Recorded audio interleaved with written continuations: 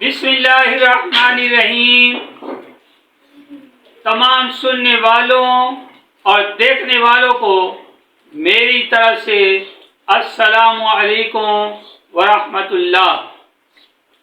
خارش کا روحانی و طبی علاج۔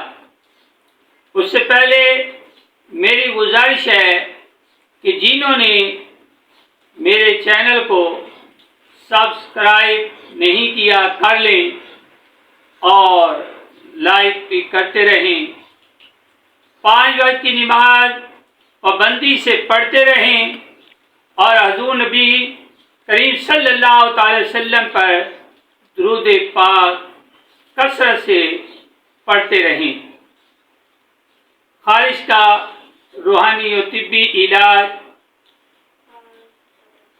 اول آخر درود پاک پڑھ کر 21 مرتبہ سورۃ علم نشرہ پڑھ کر پانی پر دم کر لیں اور خارش کے متاثرہ حصہ پر وہ پانی لگاتے جائیں۔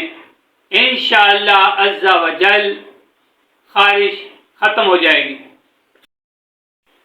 خارش چاہے انسان کو ہو چاہے کسی گھریلو جانور کو، 10 روپے کی گندھک منگوائیں اور اس میں چٹکی بھر نیلا تھوتھا ملا کر اسے پیس لیں، پھر 1 چٹان سرسوں کے تیل میں ملا کر خارش کے متاثرہ حصہ پر لگاتے جائیں۔